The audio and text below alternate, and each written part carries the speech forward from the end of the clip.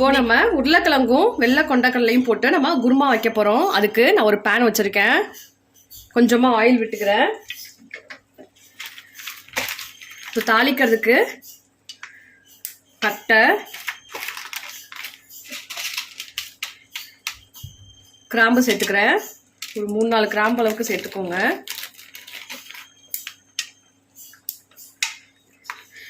கொஞ்சமாக வந்துட்டு சோம்பு. ஸோ இது நல்லா பொரிஞ்சு வரட்டும். இப்போ பட்டை கிராம்பு எல்லாமே பொரிஞ்சு வந்துருச்சு. இந்த ஸ்டேஜில் அரிஞ்சு வச்சுருக்க வெங்காயம் சேர்த்துக்கோங்க. நான் 2 வெங்காயம் எடுத்திருக்கேன். ஸோ இதை அப்படியே சேர்த்துட்டு வெங்காயம் வந்துட்டு கொஞ்சம் வதங்கி வரட்டும்.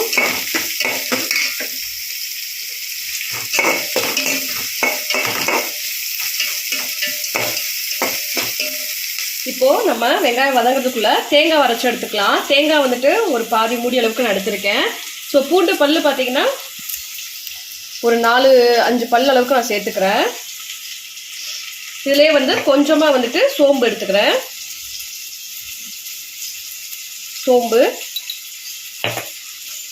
கொஞ்சமாக வந்துட்டு ஜீரகமும் சேர்த்துக்கலாம். 1/2 ஸ்பூன் அளவுக்கு சேர்த்துக்கிட்டா போதும். இதுலேயே வந்துட்டு நம்ம பச்சை மிளகா வந்துட்டு ஒரு 5 பச்சை மிளகா 6 பச்சை மிளகா எடுத்துருக்கோம். நீங்கள் காரத்துக்கு ஏற்ற மாதிரி நீங்கள் பச்சை மிளகா சேர்த்துக்கலாம். அதை அப்படியே நான் சேர்த்து தேங்காவை அரைச்சி எடுத்துக்க போகிறேன். தேங்காய் அரைக்கும் போது நமக்கு இந்த குருமா வந்து கொஞ்சம் தண்ணியாக இருக்க மாதிரி இருந்தது அப்படின்னா நீங்கள் கொஞ்சமாக வந்து பொட்டுக்கல்லை வந்துட்டு தேங்காய் அரைக்கும் போது சேர்த்துக்கோங்க. ஸோ இந்த அளவுக்கு நான் பொட்டுக்கல்லையும் சேர்த்துக்கிறேன். கொஞ்சம் வந்து குழம்பு வந்து நமக்கு திக்னஸாக இருக்கும். ரொம்பவும் சேர்த்துக்கக்கூடாது, கொலன்னு ஆயிரும். ஸோ இந்த அளவுக்கு நான் பொட்டுக்கல்லையும் சேர்த்து தேங்காய் அரைச்சி எடுத்துக்க போகிறேன். இப்போது வெங்காயம் பார்த்தீங்கன்னா நல்லா வந்துட்டு பாதி அளவுக்கு நல்லா வந்துட்டு நமக்கு வெந்து வந்துடுச்சு. இப்போது இந்த டைமில் ஒரு தக்காளி தான் நான் எடுத்திருக்கேன். ஸோ தக்காளி வந்து ரொம்ப மசியணுன்ற அளவுக்கு நம்ம வதக்க வேணாம்.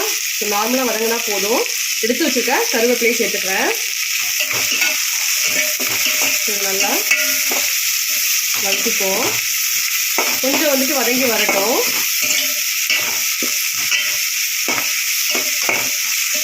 ஸோ வெங்காயம் தக்காளி பார்த்தீங்கன்னா நல்லா வெந்து வந்துடுச்சு. இந்த டைமில் வந்து நான் கொஞ்சமாக வந்துட்டு மல்லித்தூள் நான் கொஞ்சமாக சேர்த்துக்கிறேன். கொஞ்சமாக சேர்த்தா போதும். டேஸ்ட் வந்து உங்களுக்கு நல்லாயிருக்கும் மல்லித்தூள் சேர்க்கும் போது. ஸோ இது அப்படியே வந்துட்டு லைட்டாக வதக்கிட்டு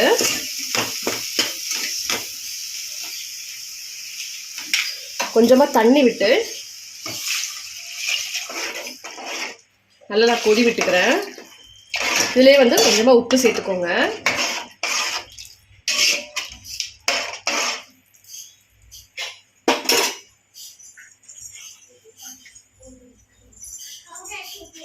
கொஞ்சமாக உப்பு சேர்த்து நான் குழம்பு வந்து கொதி விட்டுக்கிறேன். கொஞ்சம் அந்த பச்சை வாடை போகிற அளவுக்கு கொதி விட்டுட்டா போதும்.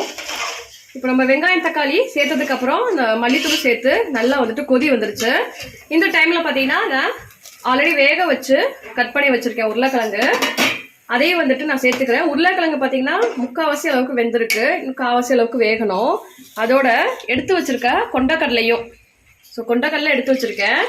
இது வந்து சேம் அதே வேக வச்ச தண்ணியும் அதிலே சேர்த்து வச்சுருக்கேன்.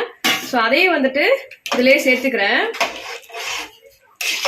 இதோட நம்ம அரைச்சி வச்சுருக்க தேங்காய் விழுதையும் நான் சேர்த்துக்கிறேன். ஸோ தேங்காய் பார்த்தீங்கன்னா நம்ம போட்ட எல்லாமே வந்து சேர்த்து அரைச்சி வச்சுருக்கேன். ஸோ இதையும் வந்துட்டு அப்படியே நான் சேர்த்து மிக்ஸ் பண்ணி விட்டுக்கிறேன். இதில் வந்து நம்ம காரம் வந்து நமக்கு கரெக்டாக இருக்கும். நம்ம பச்சை மிளகா நம்ம 6 மிளகா அளவுக்கு சேர்த்துருக்கோம்.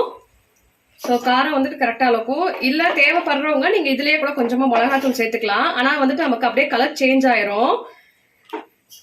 நமக்கு உப்பு வந்துட்டு தேவைக்கேற்ற மாதிரி நீங்கள் ஆட் பண்ணிக்கலாம். இப்போ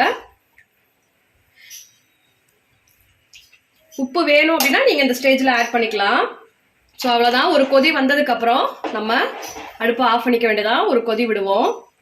இப்போது குழம்பு பார்த்தீங்கன்னா நல்லா வந்துட்டு கொதி வந்து திக்காயிடுச்சு. ஸோ நல்லா வாசமும் பார்த்திங்கன்னா கமகமன்னு இருக்குது. சூப்பரான நமக்கு குருமா குழம்பு ரெடி ஆயிடுச்சு. அதுவும் நம்ம வந்துட்டு வெள்ளை கொண்டக்கடலையும் உருளைக்கிழங்கும் சேர்த்து பண்ணும்போது அது ஒரு டேஸ்ட் வந்து வித்தியாசமாக சூப்பராக இருக்கும். இதிலே நீங்கள் வந்துட்டு உருளைக்கிழங்க வேக வச்சு மசிச்சும் போடலாம். நீங்கள் பட் இந்த மாதிரி போடும்போது உங்களுக்கு உருளைக்கிழங்கு முழுசாக இருக்கும். நம்ம மசிச்சு போடும்போது குழம்போடு அப்படியே கரைஞ்சிரும் ஒரு டைமில். ஸோ நம்ம சேனலை இப்போ தான் நீங்கள் ஃபஸ்ட் டைமாக பார்க்குறீங்க அப்படின்னா மறக்காமல் வந்துட்டு சப்ஸ்கிரைப் பண்ணிடுங்க. பக்கத்தில் இருக்க பெல் ஐக்கானையும் ப்ரெஸ் பண்ணிவிட்டு அதில் ஆல்ரெடி ஆப்ஷன் நீங்கள் கிளிக் பண்ணிக்கோங்க. அண்ட் நம்ம வீடியோ பிடிச்சிருந்தது அப்படின்னா மறக்காமல் லைக் பண்ணுங்கள், ஷேர் பண்ணுங்கள். தேங்க்யூ.